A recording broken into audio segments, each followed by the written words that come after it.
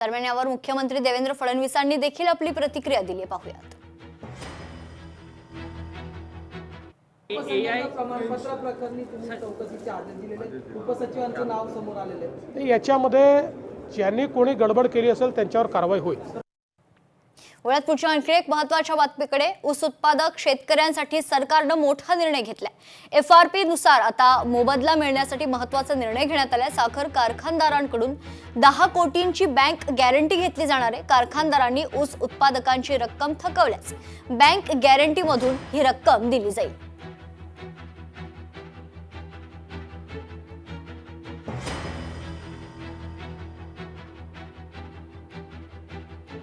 ऊस उत्पादक शेतकऱ्यांसाठी राज्य सरकारने महत्त्वाचा आणि मोठा निर्णय घेतलेला आहे। थकीत FRP ला खरं तर आता FRP ही करण्याचा नियम जो आहे तो राज्य सरकारने घोषित केला। साखर कारखानदारांना बँक गॅरंटी दिली जाईल आणि जर ही रक्कम थकवली जाईल तर ती गॅरंटी मधून रक्कम चुकवण्यात येईल।